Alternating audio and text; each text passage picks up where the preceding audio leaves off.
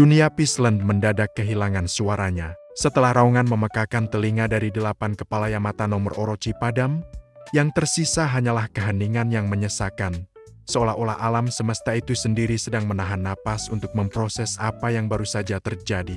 Di tengah dataran yang kini tertutup oleh debu abu-abu sisa dari tubuh dewa yang hancur menjadi partikel narasi, Kim Dokja berdiri tegak. Mantel putihnya yang kini compang-camping dan ternoda oleh darah dewa berkibar pelan tertiup angin dingin. Di depan matanya, jendela sistem berpendar dengan warna emas yang menyilaukan, mengumumkan sesuatu yang melampaui imajinasi inkarnasi manapun.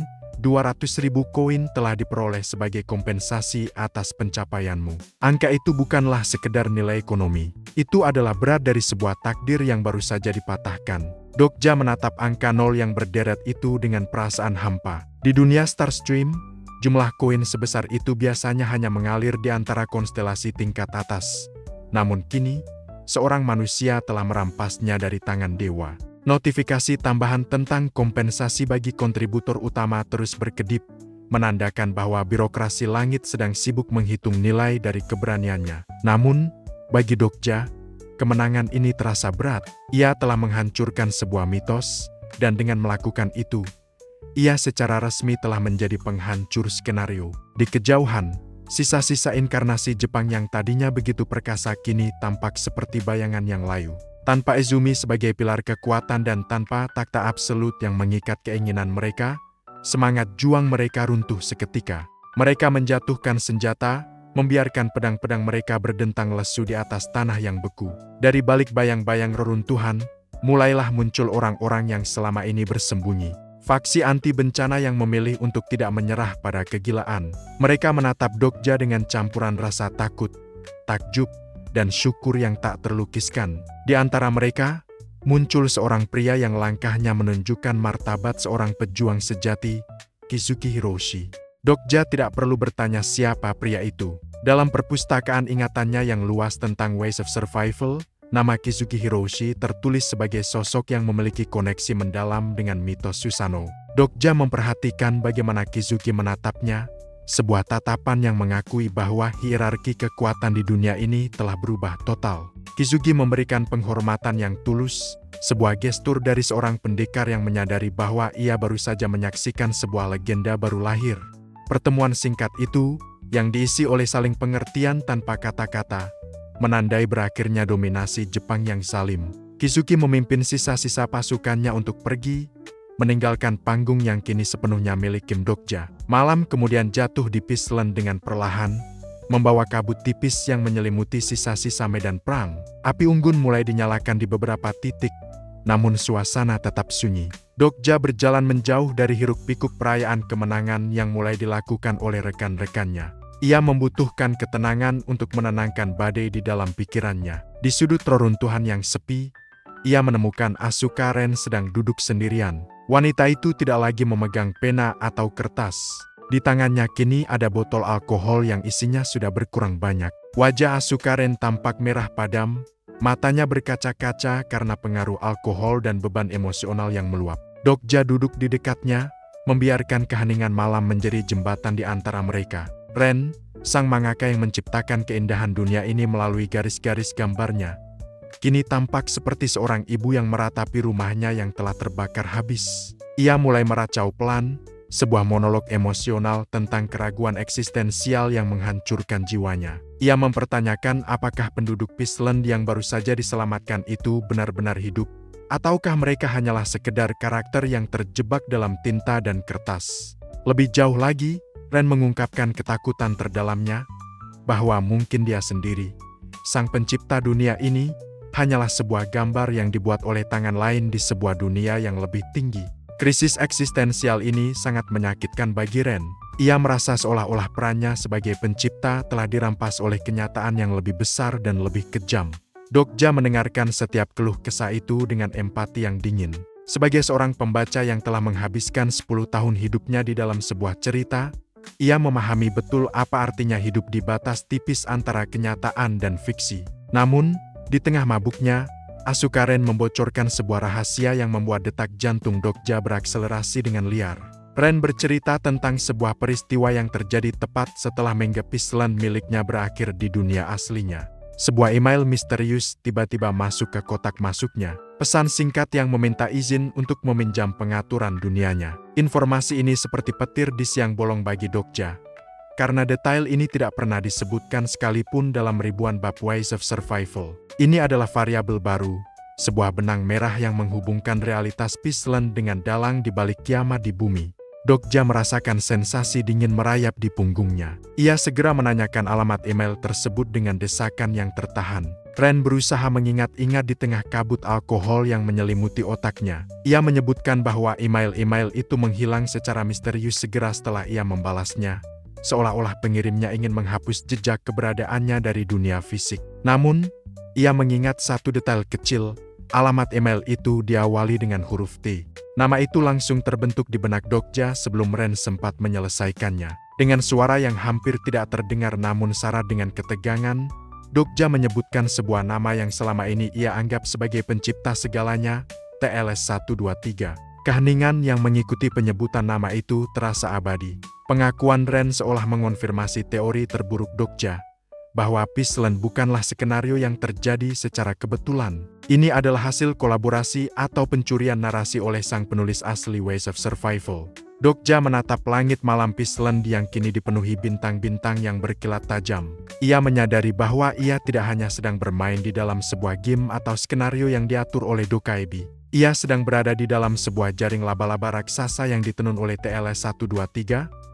Seseorang yang memiliki akses tidak hanya ke dunianya, tetapi juga ke imajinasi pencipta lain seperti Asuka Ren. Kesadaran ini mengubah segalanya. Kemenangan atas Orochi barusan hanyalah sebuah bab kecil dalam sebuah buku yang jauh lebih tebal dan mengerikan. Di bawah cahaya bulan yang pucat, Kim Dokja merasakan kesendirian yang mendalam. Meskipun ia dikelilingi oleh rekan-rekan dan koin yang melimpah, ia menyadari bahwa ia adalah satu-satunya orang yang mengetahui bahwa mereka semua sedang menari di atas telapak tangan seorang penulis misterius. Ia mengepalkan tangannya, menatap sisa-sisa api unggun yang mulai padam. Pencariannya akan jati diri TLS-123 kini bukan lagi sekedar rasa penasaran, melainkan sebuah misi untuk merebut kembali kebebasan dari tangan sang penulis takdir. Dokja duduk diam dalam kegelapan.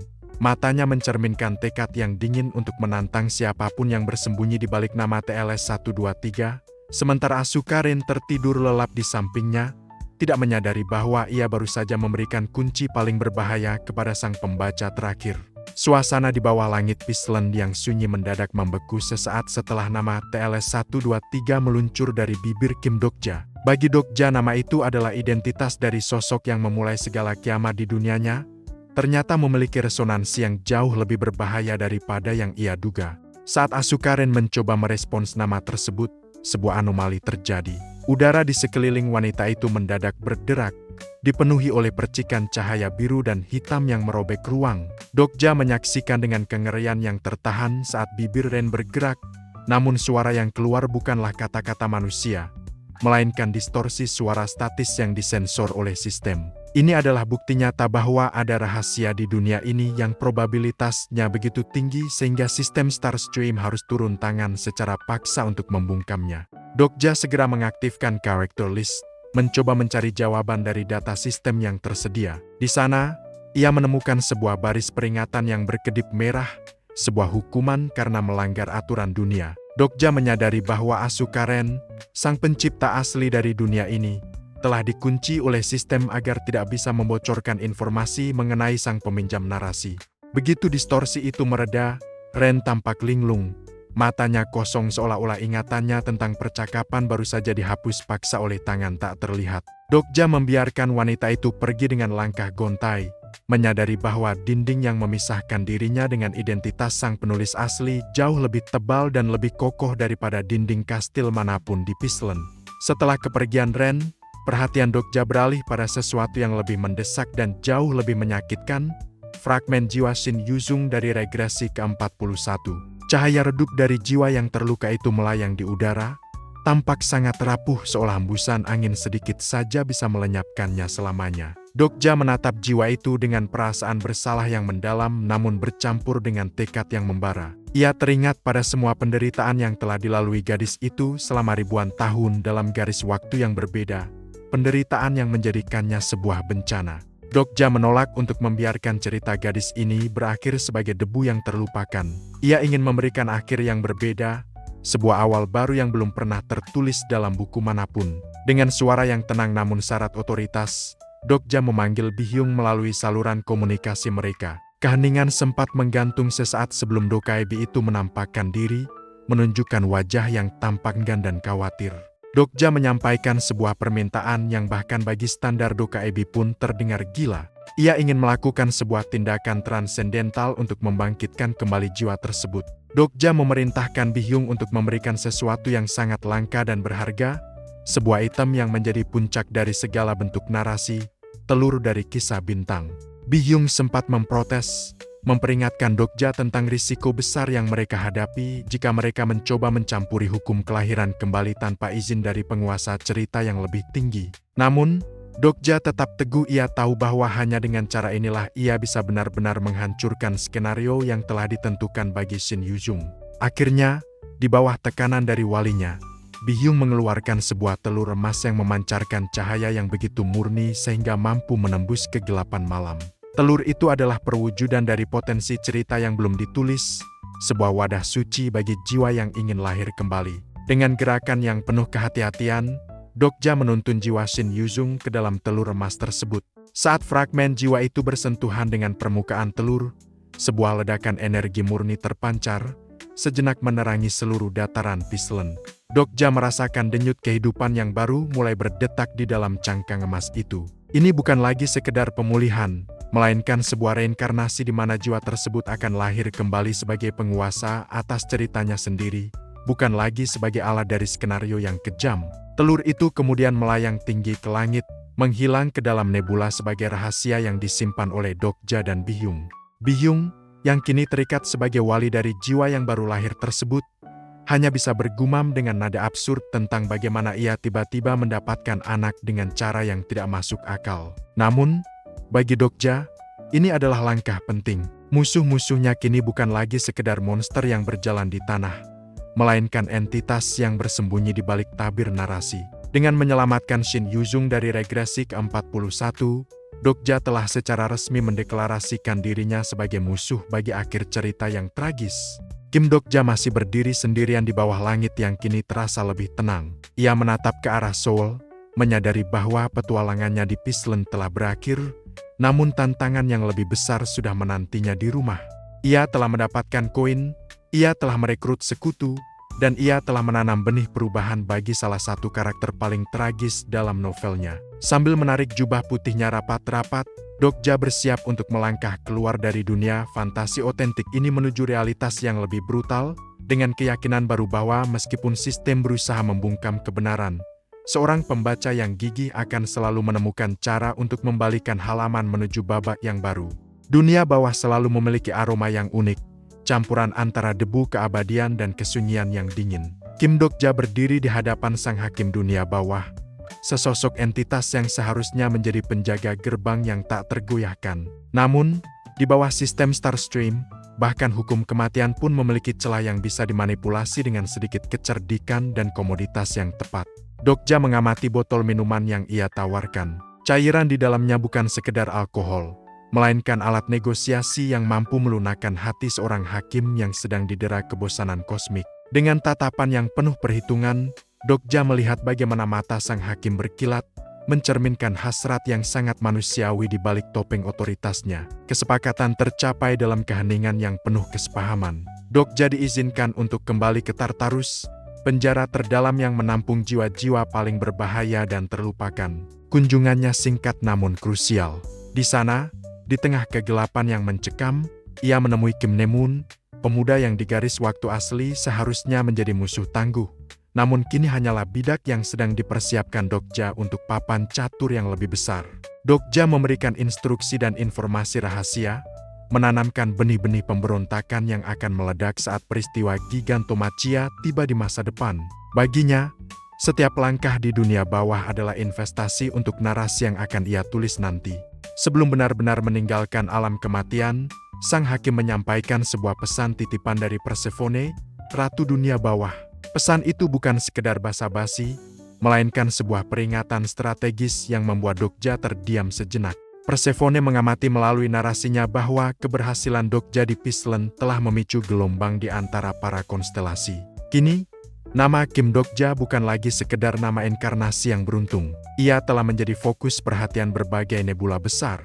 Banyak di antara mereka yang mulai memandang Dokja dengan rasa permusuhan, menganggapnya sebagai anomali yang harus segera dipadamkan sebelum ia merusak tatanan skenario lebih jauh lagi. Dokja menyadari bahwa saat ia melangkah kembali ke dunia manusia, ia tidak lagi berjalan dalam bayang-bayang.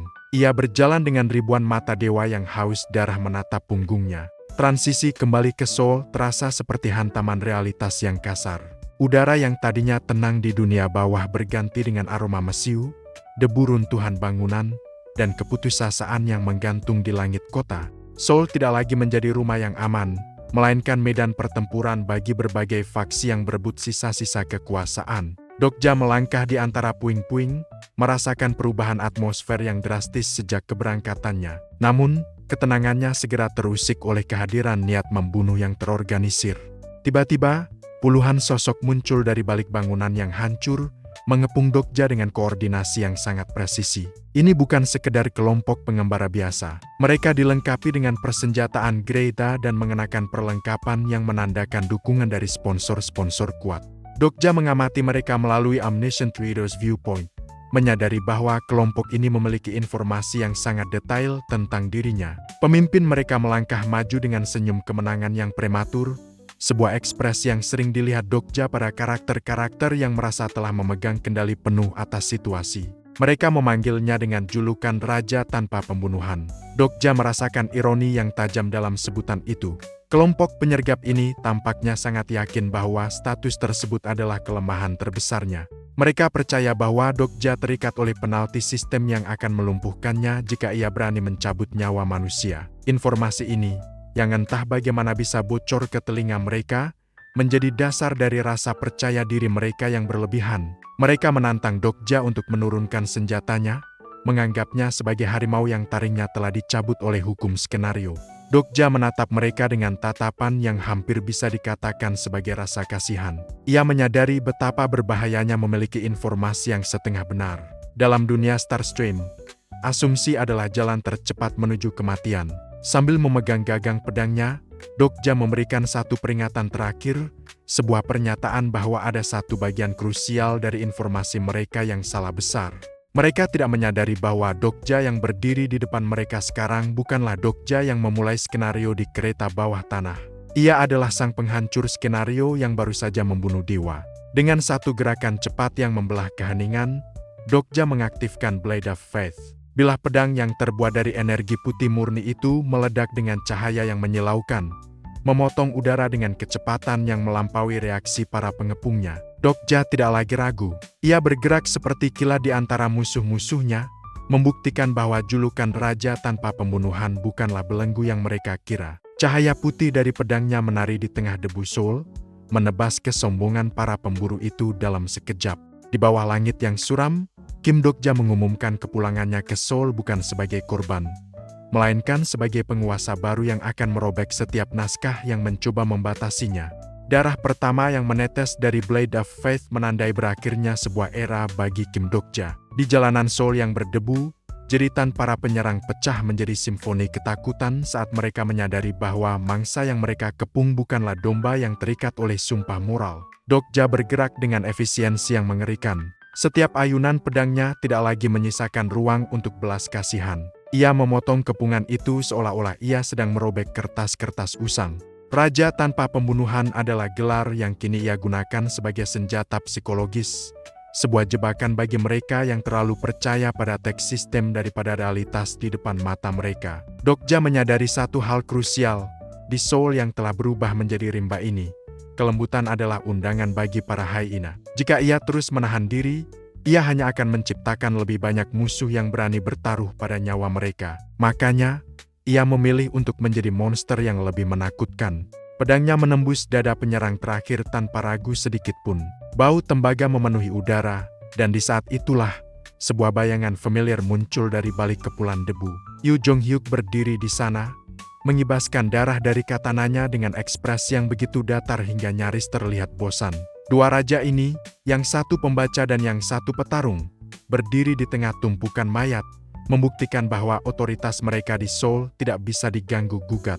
Setelah debu pertempuran mereda, mereka menemukan sisa-sisa dari apa yang dulunya adalah faksi yang disegani. Min Ji-won, sang raja kecantikan, tampak rapuh di tengah reruntuhan. Tidak ada lagi barisan prajurit warang yang gagah berani. Yang tersisa hanyalah segelintir pengikut yang kelelahan dan penuh luka. Pemandangan ini adalah bukti nyata dari kehancuran sistemik setelah takhta absolut dihancurkan. Tanpa takhta pusat, raja-raja kecil di Seoul kehilangan perlindungan narasi mereka dan kini harus merangkak demi bertahan hidup. Dokja mengamati Ji-won dengan rasa iba yang tipis, menyadari bahwa kecantikan dan martabat adalah mata uang yang tidak laku di pasar skenario yang semakin brutal ini. Namun, di tengah kemuraman itu, sebuah percikan humor pahit muncul dari pembicaraan para inkarnasi yang bersembunyi di sekitar mereka. Dokja mendengarkan dengan saksama saat orang-orang mulai membicarakan tentang raja yang paling berpengaruh di Seoul saat ini. Nama raja tanpa pembunuhan disebut berkali-kali dengan nada mistis sebagai sosok yang tak bisa mati, yang mengalahkan raja tertinggi dan raja kecantikan. Namun, ada satu rumor tambahan yang membuat harga diri Dokja sedikit terusik. Mereka menyebutkan bahwa untuk menemukan raja yang hebat ini, seseorang harus mencari raja yang paling jelek. Dokja merasakan tatapan Yoo Jong-hyuk yang tajam dan tenang tertuju padanya. Ada keheningan yang canggung saat Dokja mencoba memproses julukan baru tersebut. Bagaimana mungkin seorang pahlawan yang baru saja membunuh dewa di Peaceland kini dikenal di dunianya sendiri sebagai sosok yang secara estetika menantang. Ia bertanya-tanya apakah ini adalah efek samping dari filter sistem yang membiaskan wajahnya bagi orang-orang tertentu.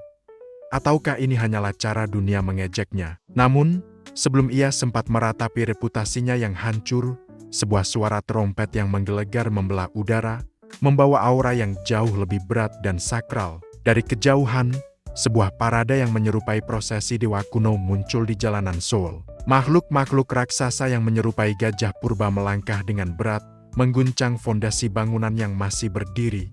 Di atas gajah-gajah itu, orang-orang berjubah putih melantunkan mantra tentang pembebasan dan kedamaian.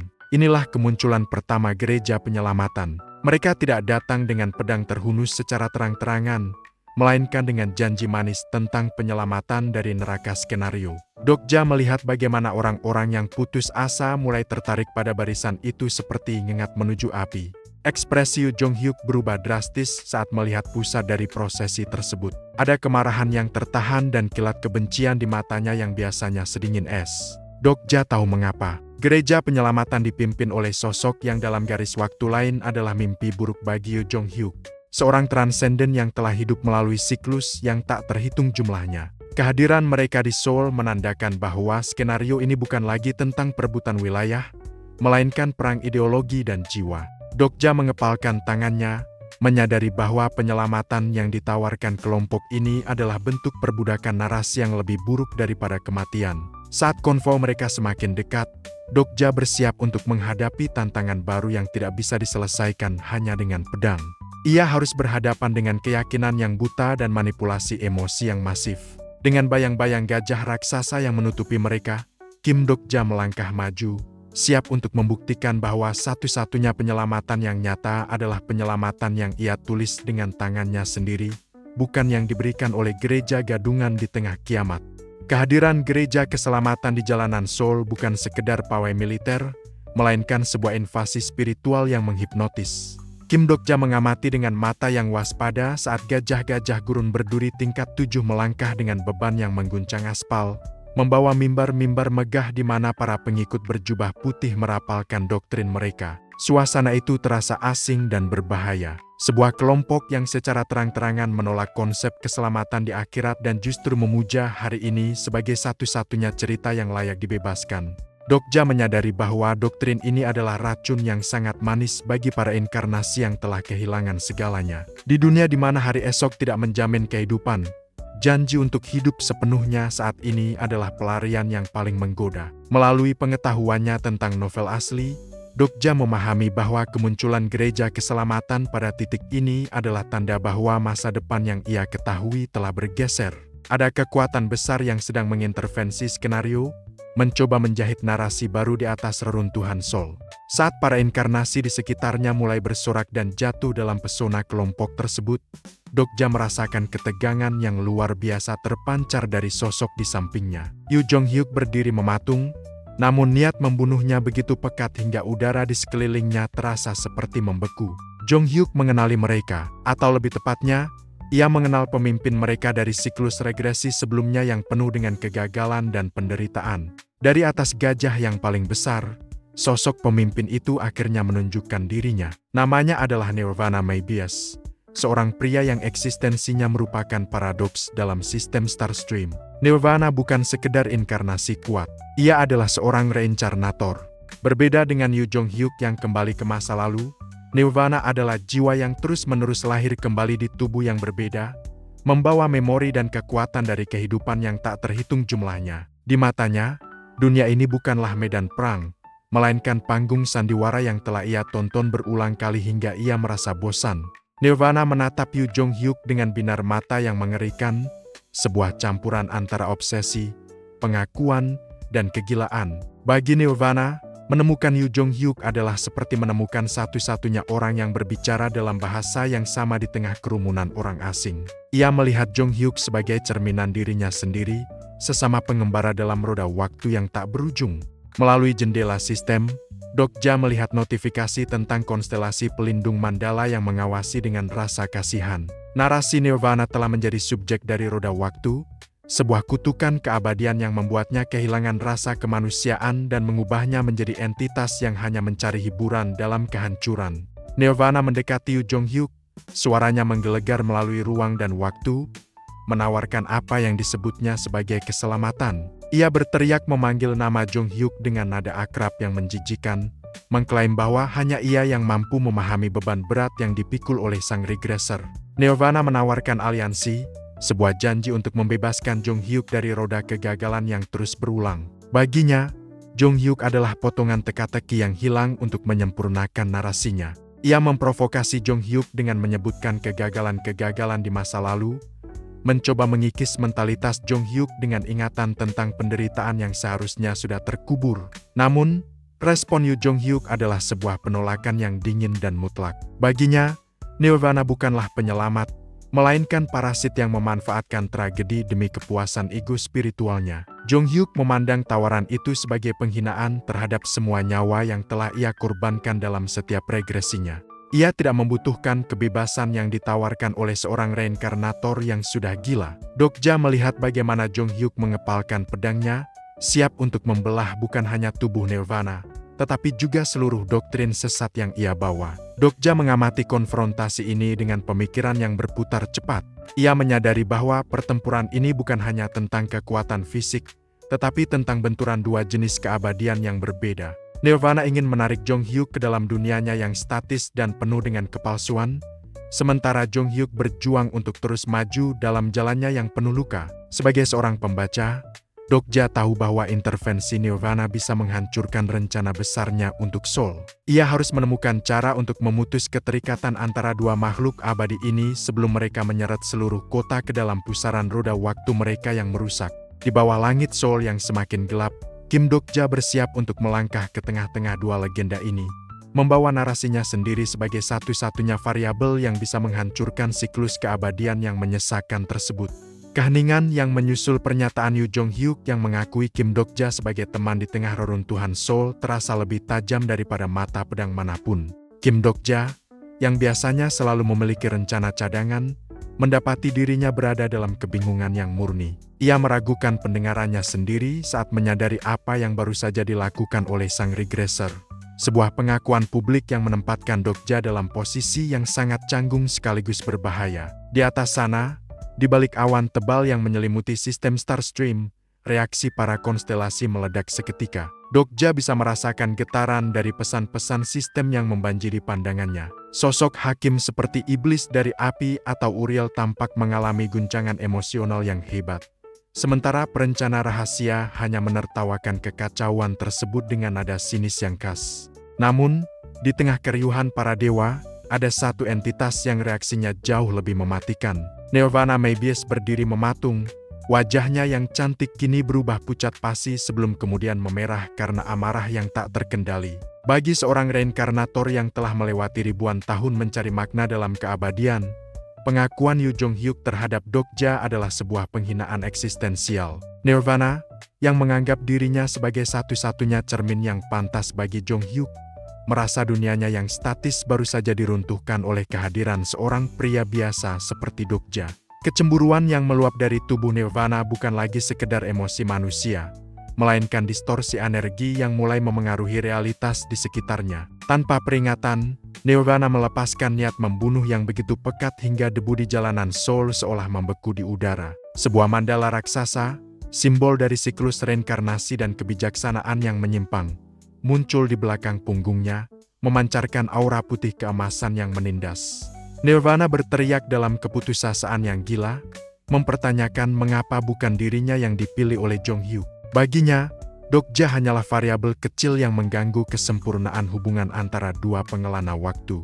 Dengan gerakan yang hampir tidak tertangkap mata, Nelvana melesat maju, mengarahkan seluruh kebenciannya kepada satu target tunggal, Kim Dokja. Dokja secara naluriah menarik Blade of Faith, namun ia menyadari bahwa menghadapi seorang reinkarnator adalah tantangan yang berbeda dari apapun yang pernah ia hadapi. Nelvana bukan hanya petarung fisik, ia adalah pewaris dari keterampilan ribuan kehidupan sebelumnya. Melalui kemampuan succession, Nelvana mampu mengekstraksi teknik-teknik kuno yang telah ia kuasai di masa lalu. Percikan api meledak saat pedang mereka beradu, mengirimkan gelombang kejut yang meretakkan aspal di bawah kaki mereka. Dokja harus menggunakan Way of the Wind untuk mengimbangi kecepatan Nelvana, sebuah pemandangan yang membuat sang reinkarnator semakin geram. Nelvana terkejut melihat bagaimana seorang inkarnasi yang dianggapnya netral bisa bertahan dan bergerak dengan ketangkasan yang menyerupai pahlawan besar.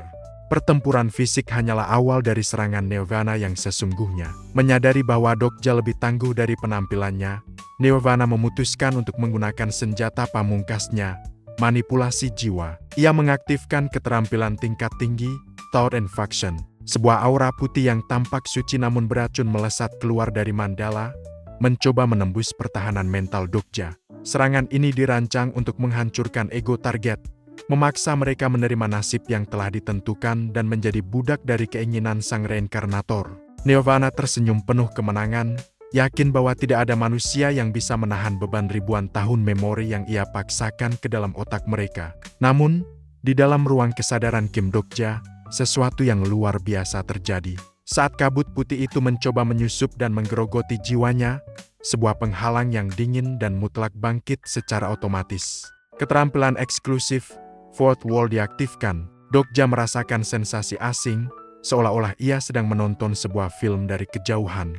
Infeksi pikiran yang dibawa Nelvana mencair seketika saat menyentuh dinding keempat tersebut. Bagi Dokja, narasi Nelvana betapapun kuatnya hanyalah barisan teks yang tidak bisa melukainya. Dinding itu bukan sekedar pertahanan. Itu adalah pemisah antara kenyataan yang menyakitkan dengan identitas Dokja sebagai pembaca yang tidak bisa disentuh oleh nasib karakter lain. Nelvana terbelalak saat melihat serangannya gagal total. Ia tidak bisa memahami bagaimana ada makhluk yang mampu menolak kebenaran yang ia tawarkan. Dokja menatap Nelvana dengan tatapan yang dingin, hampir meremehkan. Melalui perlindungan Fourth Wall, Dokja menyampaikan sebuah realitas pahit, bahwa manusia bukanlah budak dari keinginan mereka, melainkan makhluk yang terus berjuang melawan takdir tersebut.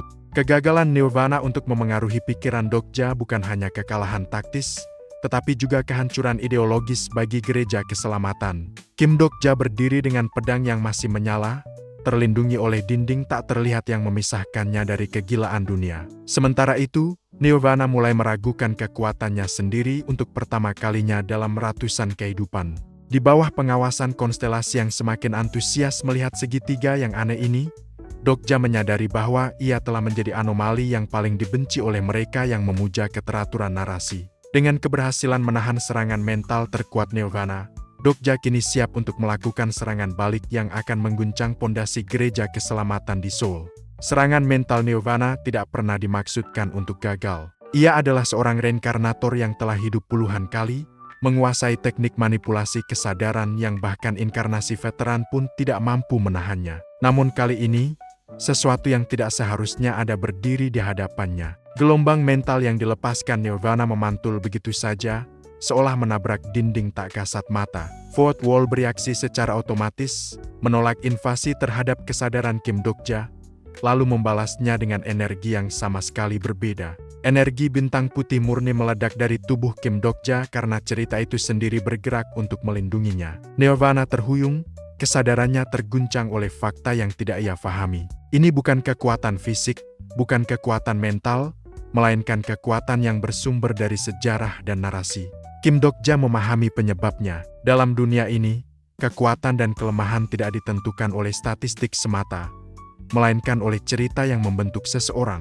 Nirvana telah menghabiskan kehidupan ini dengan satu tujuan, menjadi penangkal Yu Jong-hyuk.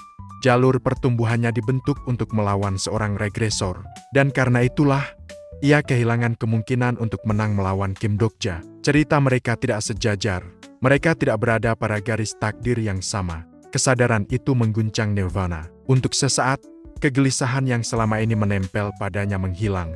Mandala di belakangnya meredup, lalu menyala kembali dengan pola yang lebih tenang.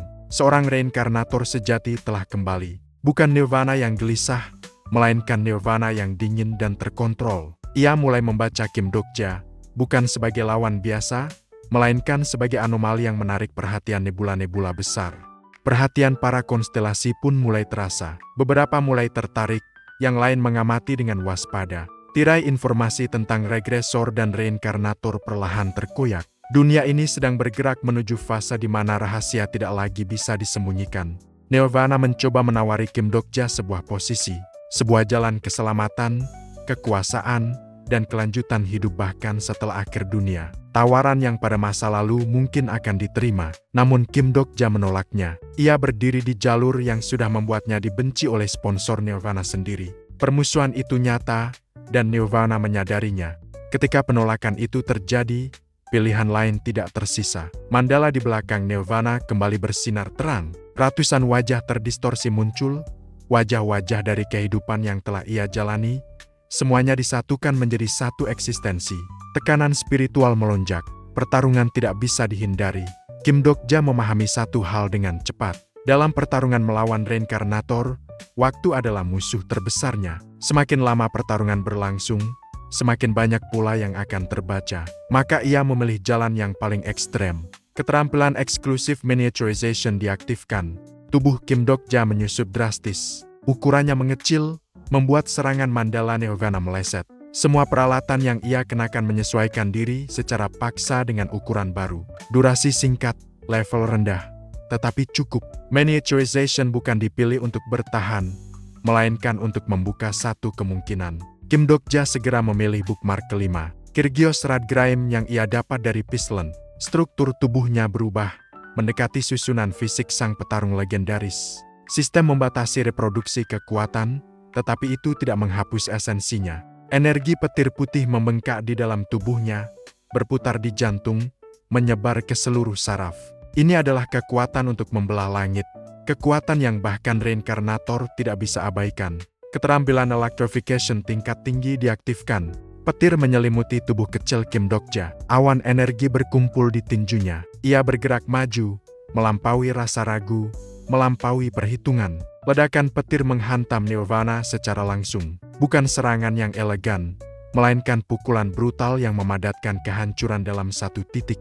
Tanah hancur, udara terbelah, jeritan terdengar. Tubuh Nirvana terlempar, sisi tubuhnya berlubang besar.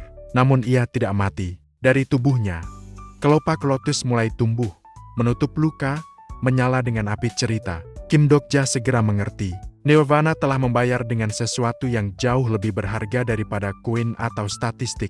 Pembayaran cerita. Ia meminjam kekuatan sponsornya dengan menukar sebagian dari ingatan reinkarnasinya. Stigma nomor ownership diaktifkan. Tubuh Nirvana berubah menjadi daun lotus raksasa, menghilang sedikit demi sedikit. Kim Dokja berusaha menghentikannya. Namun yang tersisa hanyalah satu lengan terlepas dan daun-daun lotus yang berterbangan. Nirvana melarikan diri. Pertarungan berakhir, tetapi kemenangan itu tidak sempurna. Miniaturization dan bookmark dilepaskan bersamaan. Tubuh Kim Dok-ja bergetar hebat. Otot-ototnya menjerit, kelelahan menumpuk, asap mengepul dari tubuhnya. Namun hasilnya jelas. Salvation runtuh. Para pengikut Nirvana kehilangan arah. Beberapa melarikan diri, yang lain terpaku oleh kenyataan bahwa pemimpin mereka dikalahkan. Sorakan dan ketakutan bercampur. Nama Kim Dok-ja kembali disebut. Raja terjelek, namun ia tidak peduli. Perhatiannya tertuju pada Yoo Jong-hyuk, yang akhirnya terbebas dari kelumpuhan. Reinkarnator itu lolos, dan itu berarti ancaman belum berakhir. Soa masih berada dalam bahaya. Di tengah kekacauan itu, perhatian Kim Dok-ja terseret ke arah lain. Sebuah panggilan dari konstelasi. Uriel, sponsor Jung Hee-won, meminta bantuan. Kontak dengan Jung Hee-won terputus. Itu hanya berarti satu hal. Bahaya besar sedang terjadi di tempat lain. Kim Dok-ja segera memusatkan kesadarannya, memasuki kondisi tidur dangkal, mengaktifkan sudut pandang pembaca maha tahu. Api putih memenuhi penglihatannya. Half Flames Ignition. Jung Hee-won masih hidup, tetapi sesuatu telah mencapainya. Pola lotus bersinar di dahinya. Thought Infaction telah bekerja. Di antara api dan kehancuran, satu suara muncul. Lee Hyun-sung. Dan pada saat itu, Kim Dok-ja menyadari bahwa ia tidak bisa menolong dengan cara biasa. Dunia ini menuntut harga yang lebih ekstrem. Ketika kesadarannya kembali, Yoo Jong-hyuk berdiri di hadapannya dengan wajah marah. Tubuh Kim Dok-ja terasa remuk, tetapi pikirannya justru jernih. Ia telah menemukan jawabannya. Satu-satunya cara untuk menyelamatkan mereka adalah kematian. Lee Hyun-sung tidak pernah pandai menjawab tuntutan dunia. Sejak masa mudanya, ia selalu merasa tertinggal setiap kali masyarakat memintanya untuk menjadi sesuatu yang berbeda. Kreativitas, keberanian berpikir di luar batas, keputusan tanpa manual, semua itu adalah hal-hal yang tidak pernah benar-benar ia pahami. Ia tumbuh dengan mengikuti aturan, menjalankan perintah, dan bergerak sesuai jalur yang telah disiapkan orang lain. Militer adalah tempat yang cocok baginya. Dunia yang jelas, perintah yang tegas, tanggung jawab yang tidak ambigu. Selama ia mengikuti manual, selama ia patuh pada prosedur, setidaknya ia tidak akan disalahkan. Ia hidup dengan prinsip itu tanpa banyak penyesalan. Namun dunia skenario tidak menyediakan manual. Dan kini, di hadapannya, berdiri Jung Hee-won yang telah kehilangan kendali, tubuhnya diselimuti Half Flames Ignition. Api putih malaikat mengalir tanpa ampun, membakar tanah, bangunan, dan inkarnasi yang terjebak di jalurnya. Lee Hyun-sung bersembunyi, bukan karena pengecut, melainkan karena ia tahu satu hal dengan pasti. Ia tidak mampu menghentikan ini dengan kekuatannya sekarang. Ia mencoba berteriak, mencoba memanggil, mencoba mengandalkan semangat militer yang selama ini ia yakini. Namun tidak ada yang sampai. Api neraka tidak mendengar permohonan. Teriakan orang-orang yang terbakar memotong udara. Dan Lee Hyun-sung menyadari sesuatu yang menyakitkan. Keadilan yang selama ini ia yakini hanyalah kumpulan prosedur. Manual tidak pernah mengajarinya apa yang harus dilakukan ketika kebenaran tidak menyediakan jawaban. Jung Hee-won terus mendekat. Tatapan Lee Hyun-sung bergetar.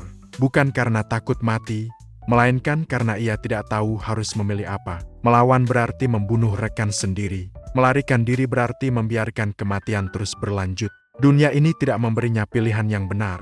Dan di tengah kebingungan itu, suara Kim Dok-ja muncul di dalam kepalanya. Bukan sebagai perintah mutlak, bukan sebagai dogma, melainkan sebagai ajakan untuk berpikir sambil bergerak. Lee Hyun-sung bangkit dan mulai berlari. Tubuhnya bergerak secara naluriah, mengikuti latihan yang telah terukir di otot-ototnya selama bertahun-tahun. Jung Hee-won mengejarnya, tetapi ketakutan di dadanya perlahan digantikan oleh sesuatu yang lebih tenang. Ia siap menerima instruksi baru, apapun bentuknya. Dua kemungkinan disajikan, membunuh Jung Hee-won, atau terus melarikan diri sampai salah satu dari mereka mati kehabisan tenaga. Dua-duanya buruk, dua-duanya kejam, dan untuk pertama kalinya, Lee Hyun-sung menolak. Ia memilih untuk bergerak maju, bukan karena ia yakin akan menang, bukan karena ia melihat harapan. Ia bergerak karena ia tidak bisa menerima dunia yang memaksanya memilih antara dua kejahatan. Great Mountain Push diaktifkan. Kekuatan fisiknya terkonsentrasi di telapak tangan, dorongan yang mampu menggulingkan struktur raksasa. Serangan itu bertabrakan langsung dengan Half Flames Ignition. Api malaikat tidak terdorong mundur.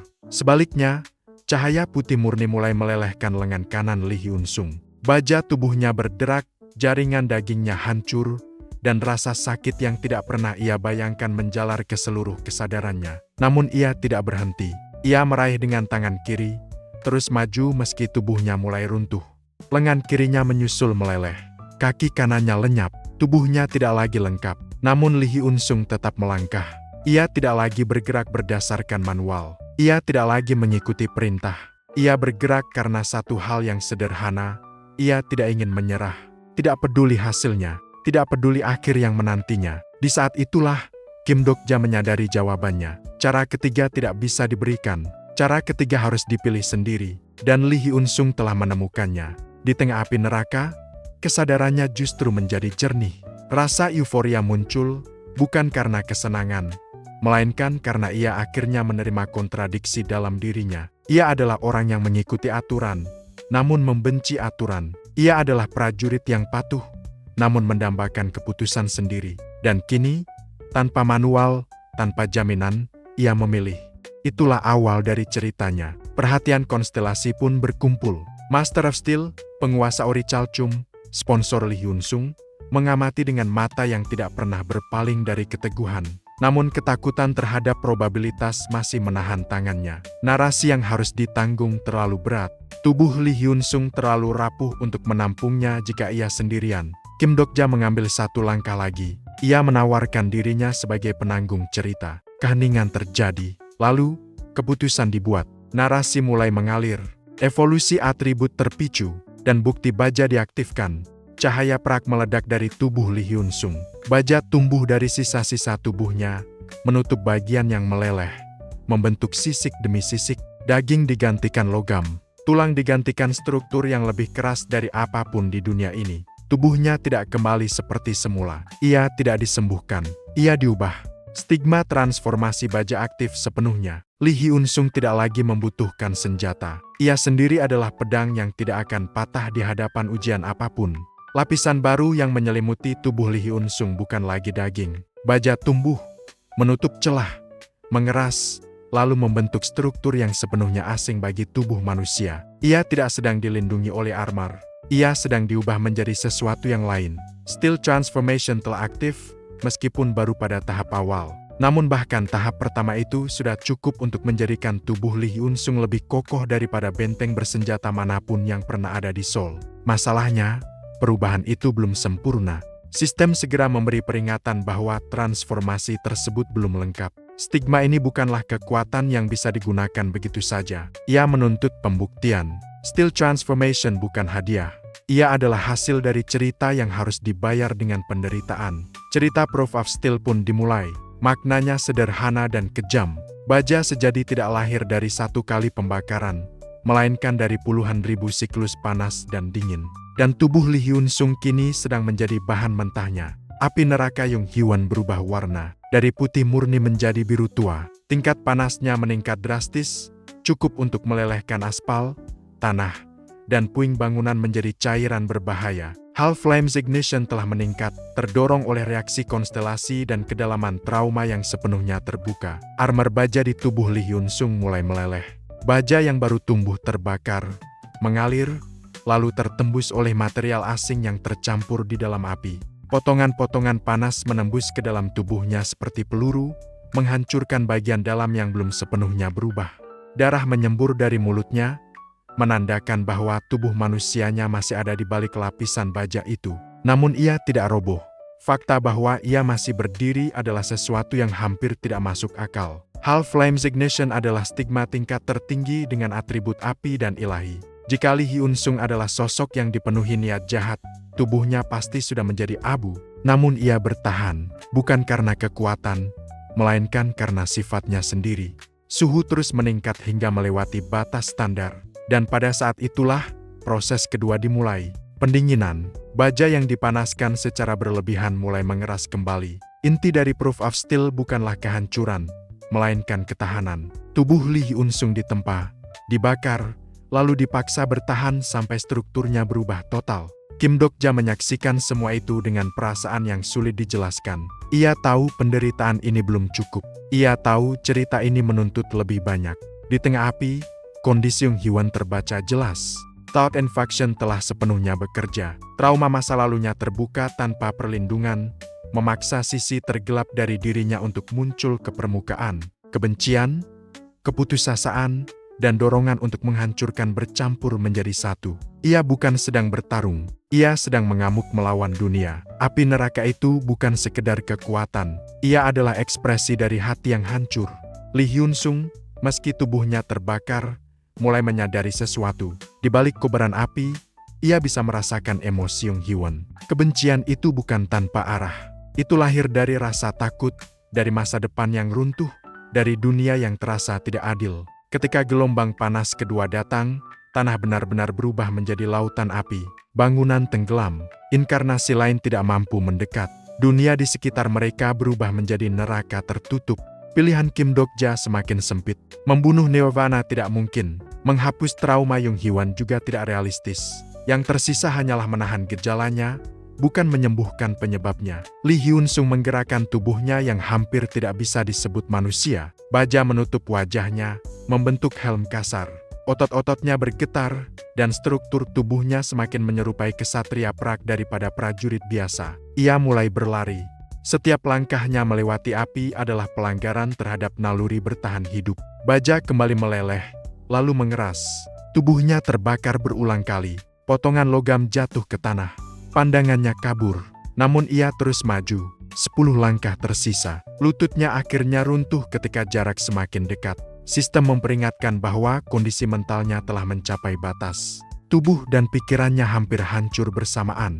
Kim Dok-ja tidak bisa menunggu lebih lama. Fourth wall bergetar hebat. Sudut pandang pembaca maha tahu aktif sepenuhnya. Kesadarannya menembus batas, masuk ke dalam tubuh Lee Hyun Sung. Semua rasa sakit, panas, dan kehancuran langsung menghantamnya. Sendi yang meleleh, otot yang terkelupas, tulang yang retak, semuanya terasa nyata. Namun Kim Dok-ja tidak berhenti. Ia menggunakan tubuh Lee Hyun Sung untuk melangkah 1 langkah lagi.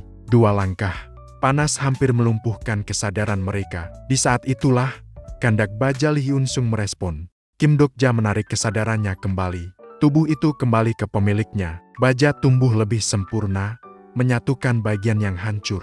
Transformasi mendekati tahap lengkap. Dan akhirnya, Lee Hyun Sung melakukan sesuatu yang tidak terduga. Ia merangkul Jung Hyun. Bukan untuk menyerang, bukan untuk menahan dengan kekuatan. Ia memeluknya dengan seluruh tubuh baja, memutus oksigen, menutup ruang, menjadi dinding yang menyerap api.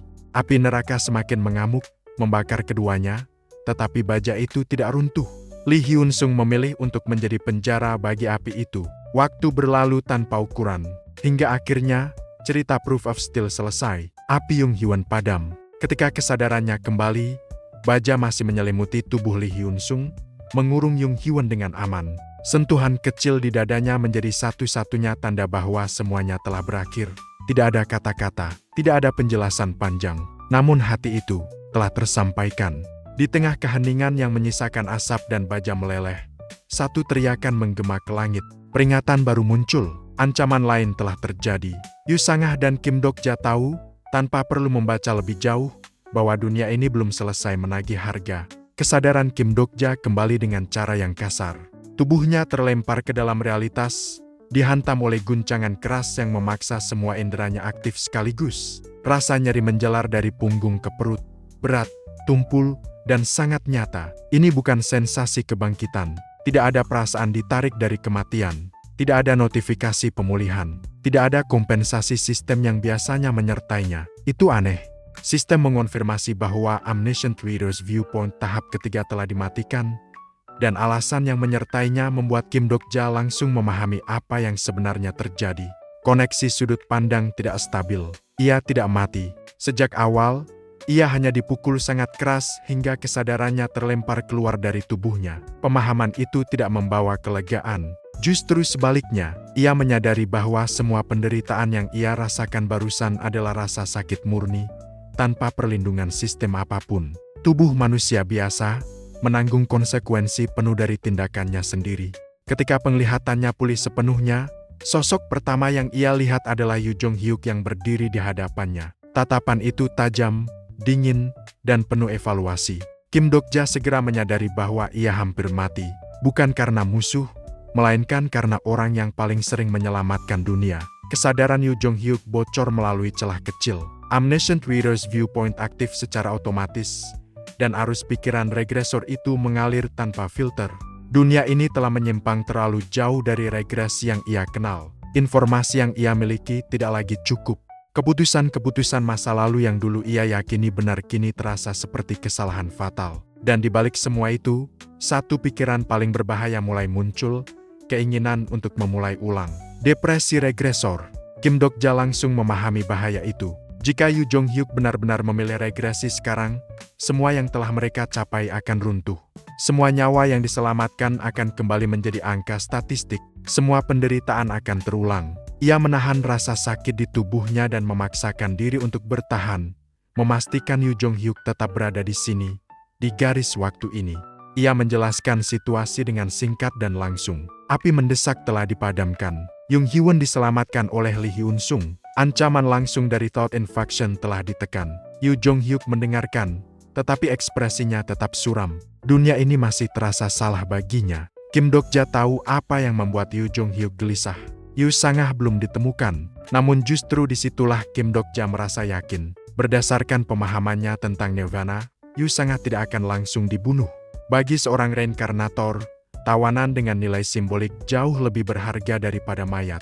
Optimisme itu terdengar aneh di tengah kehancuran Seoul, tetapi Kim Dok-ja mempercayainya. Dunia ini memang sedang terbakar, namun ceritanya belum mencapai titik terburuk. Di sekitar mereka, para penyintas mulai berkumpul kembali. Min Ji-won terlihat masih terguncang, trauma akibat pertemuan dengan Nirvana belum sepenuhnya reda. Namun Kim Dok-ja tidak punya kemewahan untuk berhenti. Prioritasnya jelas, mengumpulkan kembali orang-orangnya dan mencegah penyebaran lebih lanjut dari infeksi pikiran. Dengan bantuan Raja Keindahan dan jaringan Warang, Kim Dok-ja mulai menyatukan kembali kelompok yang terpisah. Lee Gil-young dan Shin Yu-jung ditemukan tidak jauh dari sana. Gong Pil-du bertahan di sebuah gedung, masih menunjukkan sikap khasnya yang sinis, menyesali berakhirnya tanah damai yang telah memberinya posisi absolut. Berita tentang kembalinya Kim Dok-ja dan Yoo Jong-hyuk menyebar cepat. Reinkarnasi baru mulai berdatangan, memandang mereka dengan campuran kekaguman dan ketakutan. Beberapa ingin bergabung, beberapa hanya ingin berada dekat dengan kekuatan. Di tengah semua itu, Yoo Jong-hyuk berdiri dengan aura muram, pikirannya masih terjebak pada kemungkinan regresi. Monster pertama muncul tanpa peringatan. Seekor hound berat tingkat 6 menghantam bangunan dengan cakarnya, diikuti oleh lebih banyak lagi dari arah lain. Jumlahnya tidak masuk akal. Monster tingkat 6 seharusnya tidak bergerak dalam kelompok besar, apalagi setelah skenario ke-7 selesai. Namun kenyataan di depan mata jelas menentang aturan lama. Pertarungan meledak dengan cepat. Lee Ji mengaktifkan Demon Slaying. Gong Pil-du membuka Armed Fortress. Yoo Jong-hyuk mengayunkan Heaven Shaking Sword tanpa ragu. Shin Yu-jung dan Lee Gil-young menggunakan kemampuan komunikasi mereka untuk mengganggu koordinasi monster. Kim Dok-ja sendiri bergerak cepat, memenggal hound berat dengan Blade of Fate sambil memastikan reinkarnasi yang lebih lemah dievakuasi dari garis depan. 10 monster tingkat 6 tumbang dalam waktu singkat. Namun gelombang berikutnya sudah datang. Dan di sanalah Kim Dok-ja merasakan kejanggalan yang tidak bisa ia abaikan. Ini tidak pernah terjadi. Tidak di regresi ketiga. Tidak di regresi-regresi setelahnya. Ingatannya tentang Ways of Survival bergetar, seolah halaman yang ia kenal telah ditulis ulang. Jawabannya datang dari suara Dokaeb yang asing. Skenario otomatis telah dimulai, mekanisme penyeimbang dunia yang aktif ketika kekuatan suatu do melampaui batas yang diizinkan. Reinkarnasi Seoul telah menjadi terlalu kuat dalam waktu singkat, dan terlalu efisien. Skenario utama ke-8 juga diumumkan. Pengorbanan terkuat, syaratnya sederhana dan kejam. Bertahan dari gelombang monster yang semakin kuat tanpa batas waktu, atau memilih jalan yang lebih cepat. Setengah dari reinkarnasi Seoul mati, atau satu reinkarnasi terkuat mengorbankan diri. Tidak ada pilihan ketiga. Ketika petunjuk pertama muncul dan menyebutkan peringkat kekuatan, tawa kecil sempat terdengar. Namun tidak ada yang benar-benar merasa aman. Semua orang tahu, peringkat 10 hanyalah awal. Daftar itu akan naik, dan pada akhirnya, satu nama akan berada di puncak. Kim Dok-ja menatap Yoo Jong-hyuk, dan Yoo Jong-hyuk menatap dunia dengan tatapan seseorang yang mulai mempertimbangkan untuk mengulang segalanya dari nol. Kim Dok-ja mengepalkan tinjunya. Ia tahu, jika ia tidak melakukan sesuatu sekarang, maka pengorbanan terkuat itu tidak akan berhenti pada satu orang.